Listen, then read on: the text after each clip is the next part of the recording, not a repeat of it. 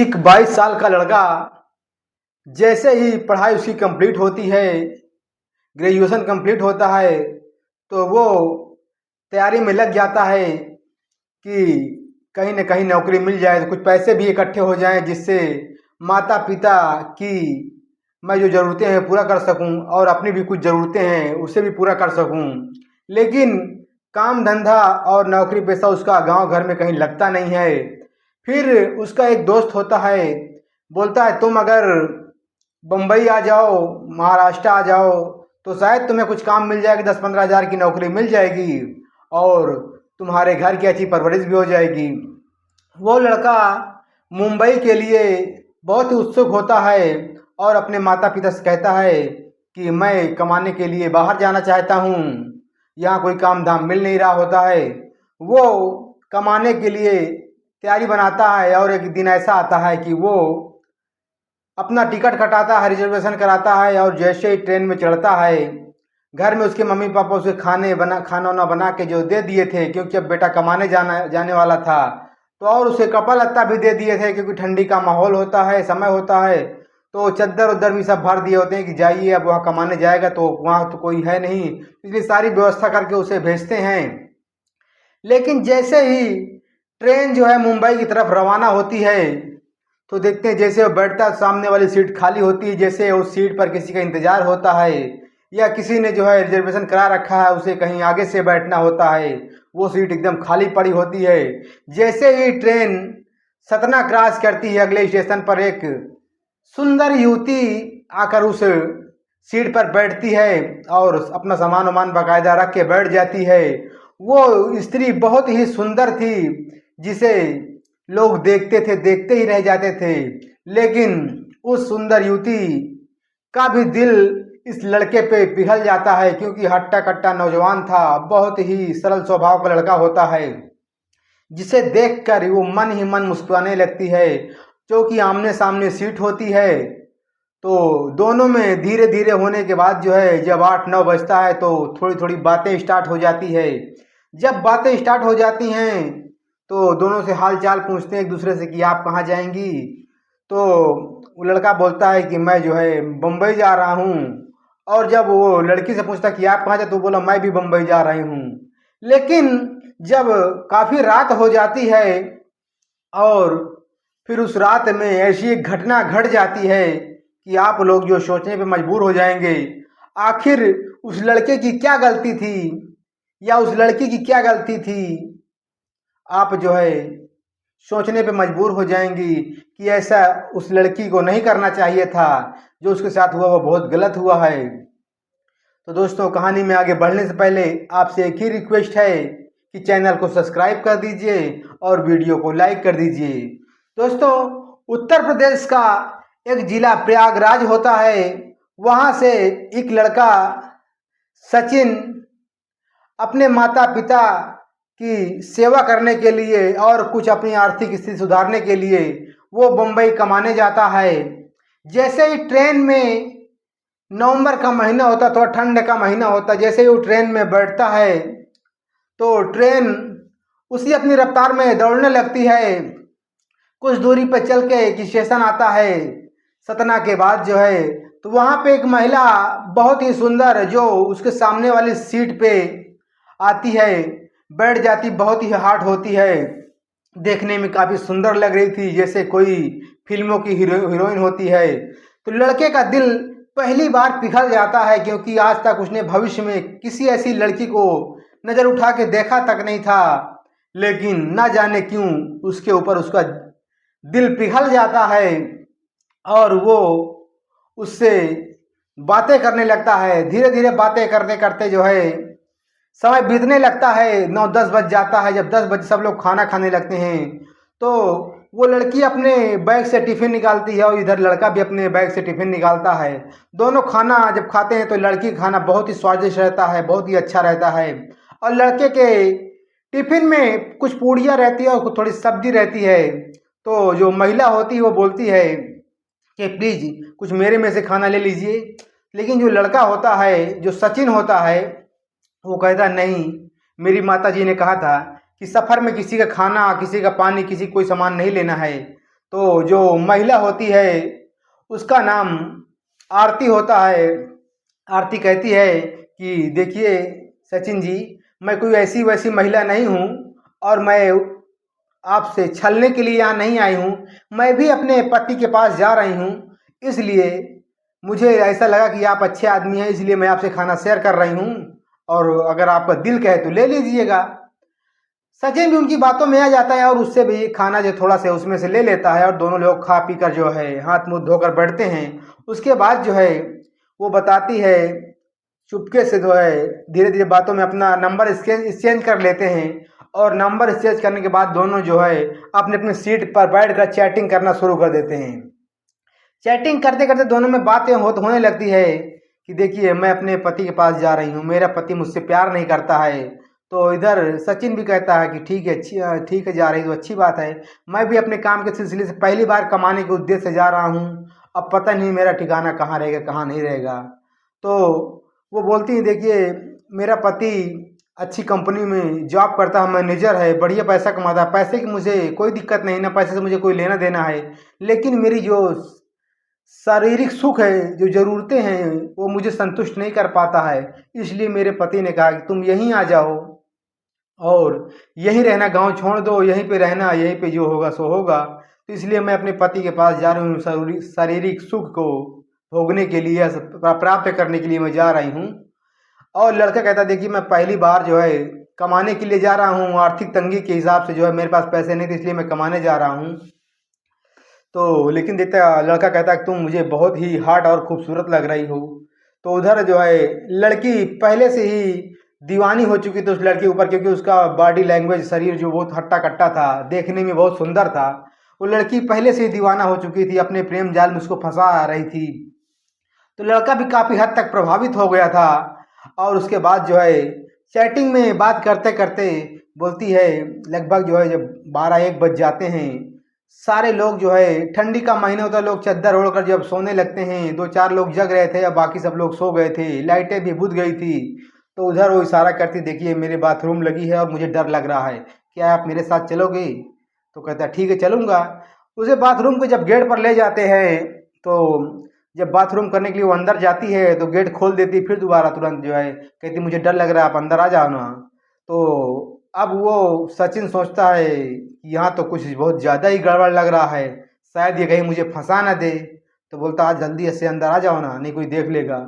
अब वो गेट पे खड़ा था, वो अंदर खड़ी थी, वो गेट खोलती है, तुरंत सचिन को अंदर खींच लेती है और जैसे वो पहली बार किसी मर्द से जो है उसका पाला पड़ा हो।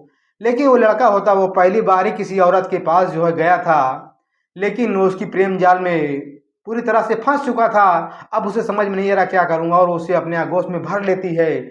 उसके बाद जो है वो शारीरिक संबंध उसी के अंदर बना लेते हैं। उसके बाद आधा घंटे बाद हाथ मुंह धुल के जो है फ्रेश होकर बाहर निकलते हैं, एक दो दूसरे का हाथ पकड़ कर आते हैं, उसी ट्रेन में बैठ जाते हैं। उसके बाद जो है कब नींद लग जाती है उसमें पता ही नहीं चलता है और धीरे धीरे कब 5 बज जाते हैं। जब 5 बज जाते हैं तो उधर सचिन उठ खड़ा होता है, एक ही वो चद्दर ओढ़ के एक ही जगह सो गए थे। दोनों उठते हैं और सुबह हो जाती है। सुबह होने के बाद जो है गाड़ी जो है थाना स्टेशन पहुंच जाती है।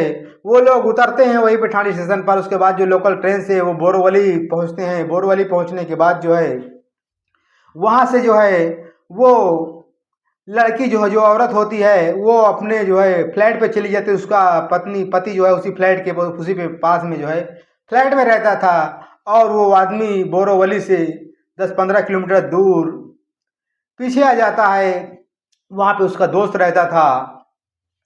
तो जब ये लोग कमरे पहुंच जाते हैं तो दोनों के एक दूसरे का नंबर एक्सचेंज कर लिए थे पहले से, तो बातचीत होने लगती थी। उसके बाद जब उसका पति आता है तो खाना पीना खाते हैं दोनों। शाम को जो है बिस्तर पर बैठते हैं, काफ़ी बातें चीतें करते, बातचीत करने के बाद जो है वो अपना आपस में संबंध बनाते हैं। लेकिन जो महिला होती है वो अपने पति से संतुष्ट नहीं होती है। उसका पति कह लीजिए उसे पूरी तरह संतुष्ट नहीं कर पाता है। 2-4 मिनट में ही वो उसका काम हो जाता है और वो एक तरफ मुंह करके सो जाता है। महिला आधी अधूरी संतुष्ट हुई थी नहीं हुई थी और वो उनको उठाए जा रहे थे, लेकिन अब वो उसका काम हो गया था, वो दूसरी तरफ मुंह करके सो जाता है। महिला चटपटाती रहती है लेकिन कुछ हो नहीं पाता है। फिर अगला दिन होता है और उसका पति सुबह तैयार होता है, अपने काम पे चला जाता है। अब महिला को उसकी भूख रहती है, वो फिर तुरंत फ़ोन कॉल लगाती है सचिन के पास कि सचिन, जो कुछ हमारे साथ हुआ है, क्या तुम्हें काम मिला कि नहीं मिला, तुम कहाँ पे हो, कैसे हो, ठीक हो? तो कहता है ठीक है, मुझे तो अभी काम मिला नहीं है, मैं अपने रूम पर ही बैठा हूँ, मेरा दोस्त है वो काम पे चला गया है। तो कहता है ठीक है, तुम मेरे फ्लैट पे आ जाओ, फला नंबर पर मेरा फ्लैट है, मैं आपको जो है लोकेशन भेज रहा हूँ, आप मेरे फ्लैट पे आ जाओ। और मुझसे बर्दाश्त नहीं होता है, वो जो है उसको अपने फ्लैट पे बुलाती है और उसके साथ जो है अपनी ज़रूरतें पूरा करती है। पूरा करने के बाद वो देखती है, वो गरीब लड़का होता है, उसे जो है 2-3 हज़ार रुपये भी दे देती है कि ये लीजिए तुम्हारा खर्चा पानी, अपना जो है राशन वाशन ले लेना, इसमें से अपने खर्चे जो है वहन करना। इसी इसी तरह होते करते उन दोनों के साथ संबंध, अनैतिक संबंध है जो है, शारीरिक संबंध बनने लगते हैं और उसकी ज़रूरतें भी पूरा होने लगती थी, क्योंकि उसका पति, शायद उसके पति में ही कुछ कमी थी जो कि उसकी ज़रूरतें नहीं पूरी कर पा रहा था। अगर महिला को जो उसकी ज़रूरत नहीं पूरी होगी तो वो कहीं न कहीं बाहर मुँह मारेगी ज़रूर, क्योंकि उसे खाना ना मिले तो चलेगा, लेकिन उसकी ज़रूरतें, जो शारीरिक सुख होता है वो ज़रूर पूरी होनी चाहिए, क्योंकि वो उसका पति कहीं इलाज कराता नहीं था और उसमें कुछ ना कुछ शायद कमी होती है। उसका जो है जल्दी मन भर जाता था और जल्दी वो संतुष्ट नहीं कर पाता था, इसलिए वो उससे संबंध बन जाते हैं और लगभग 6 महीने तक संबंध चलते रहते हैं धीरे धीरे आपस में। एक दिन उसका पति जो है जैसे ही काम पे निकलता है, उसे जो है एक जांच करनी होती है और एक फाइल वो अपने घर पे भूल जाता है। लगभग जब 12 बजते हैं, इधर महिला अपने बॉयफ्रेंड को बुला लेती है रूम पे और वो एकदम पूरी तरह से संबंध बनाने के लिए स्टार्ट हो चुके थे और अचानक जो दरवाजे की घंटी बज जाती है।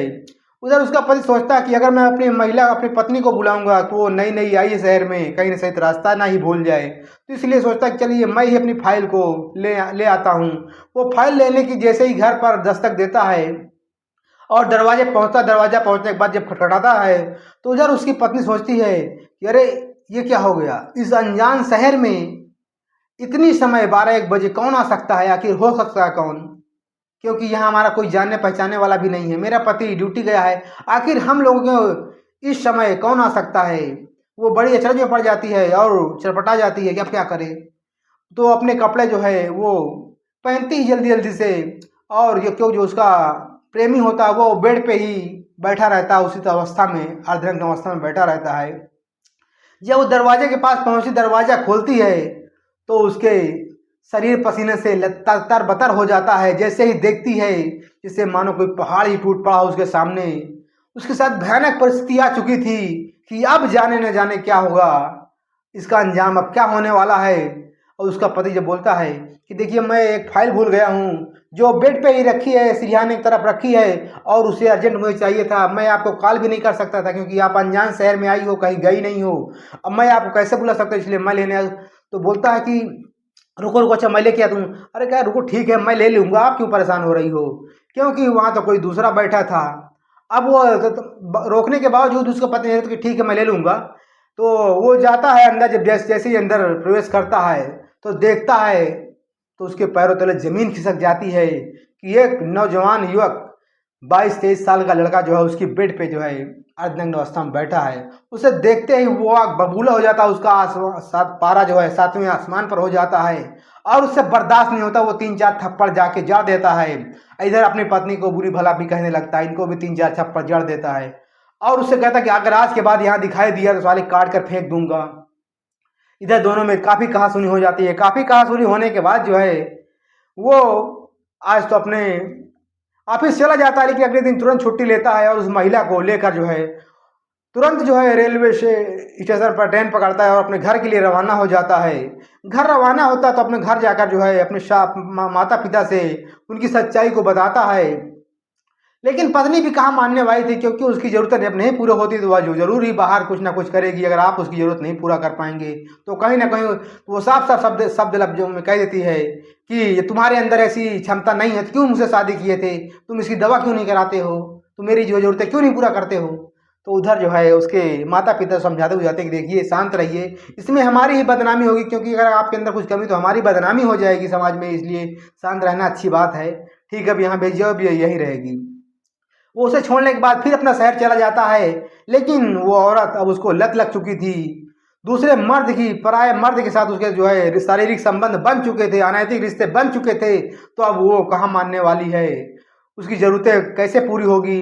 वो उसका सिम उम तोड़ दिया था, मोबाइल वोबाइल सब तोड़ तोड़ा के फेंक दिया था, लेकिन उसको नंबर जो है मुजवानी याद रहता है। और वो फिर जो है यहाँ नया मोबाइल लेती है, उसके जाने के बाद मोबाइल लेती है और फिर उसे फ़ोन कॉल लगा देती है। जब सचिन को फिर से फ़ोन कॉल लगा देती है तो सचिन कहता है, मैं तो यही मुंबई में ही ठहरा हूँ, मैं तो आपके फ़ोन कॉल का इंतज़ार करता था, लेकिन आप हैं, पता नहीं है नहीं कि नहीं है। उसके बाद जो है होते करते जो है बोलती है कि तुम यहाँ आ जाओ, मैं आपको यहाँ खर्चे दूंगा, पानी दूंगा, सारी व्यवस्था आपकी मैं यहीं करूँगी।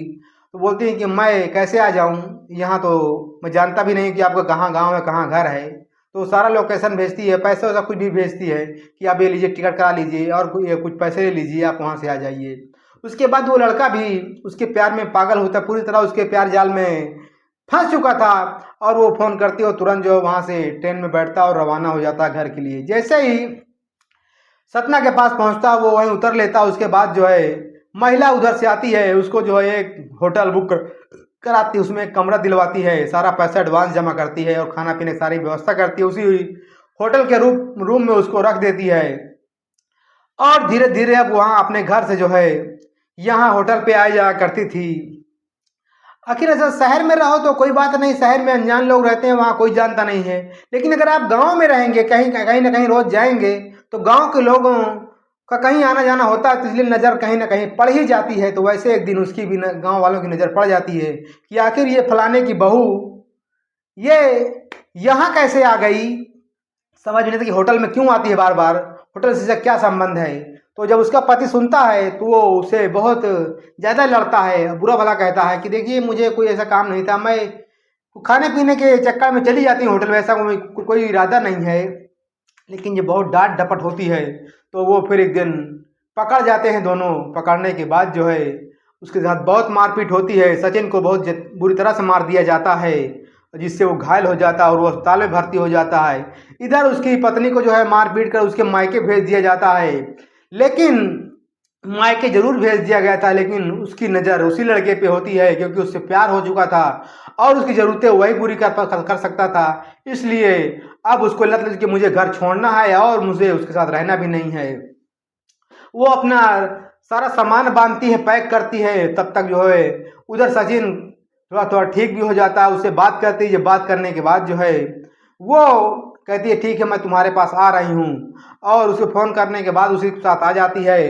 कि घर से निकलने के बाद जो है तुरंत जो है जब वो लोग प्रयागराज पहुँचते हैं, तो वहाँ जो पहले हाई कोर्ट में जो है वो कोर्ट मैरिज करते हैं। कोर्ट मैरिज करने के बाद जो है जब लड़का जो है उस अपनी पत्नी के रूप में स्वीकार कर लेता है और उसे अपने घर ले जाता है, तो उसकी माँ उसे देखकर अचंभित हो जाती है कि आखिर बेटा तू कमाने गया था यहाँ, इसको कैसे ले आए, तुम्हारी उम्र से बहुत बड़ी है, तुम्हें ऐसा नहीं करना चाहिए था। लेकिन कहीं ना कहीं सोच रहे थे कि बहू जो लाए हो बहुत ही अच्छी है, बहुत ही मतलब खूबसूरत है। लेकिन वो कहती तुमसे उम्र में काफ़ी बड़ी लग रही है और तुम इससे कैसे विवाह कर लिए, तुम वहाँ तो कमाने गए थे। वो सारी हकीकत बता देता है कि देखिए मैं इससे प्यार करता हूँ और इसके बिना मैं रह नहीं पाऊँगा, इसलिए मैंने इसके साथ शादी किया है और ये मेरी पत्नी है, आपको स्वीकार करना होगा तभी मैं इस घर में कदम रखूँगा। तो वो माता पिता होते हैं, वो स्वीकार कर लेते हैं कि ठीक है तुम्हारी जैसी मर्जी, अकेला लड़का था, तुम्हारी जैसी मर्जी, तुम जैसा करो सब ठीक है हमारे लिए। उधर वो अपने पति को फ़ोन कर देती है, जो औरत होती है, कि आज के बाद मुझे टच नहीं करना और मैं आपको छोड़कर तलाक लेकर मैं जा रही हूँ और मैं दूसरी शादी कर लिया हूँ। मैं अपने उसी प्रेमी के साथ रहूँगी जिसके साथ मैं रहना चाहती हूँ, क्योंकि तुम मेरी ज़रूरतें नहीं पूरी कर सकती हो, इसलिए मैं अपने पति सचिन के साथ जा रही हूँ और मैं कोर्ट मैरिज कर लिया हूँ। अब मेरे इससे कोई संपर्क आज की बात नहीं करना। दोस्तों आज की रही ये कहानी।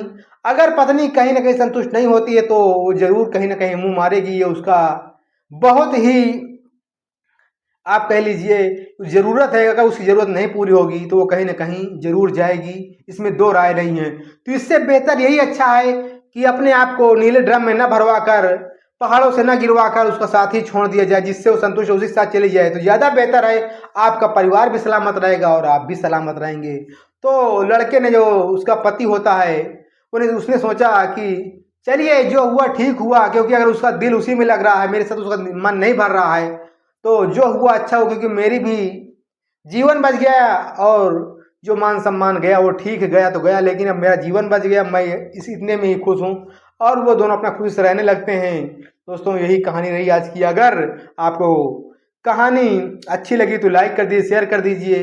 अगर आपके आसपास में ऐसी कोई घटनाएं घट रही है तो ज़रूर जो हमें इश्तरा कीजिए, और हम इस कहानी पे जो है वीडियो बनाएंगे। तब तक के लिए धन्यवाद। फिर मिलते हैं अगले किसी वीडियो में। जय हिंद, जय भारत।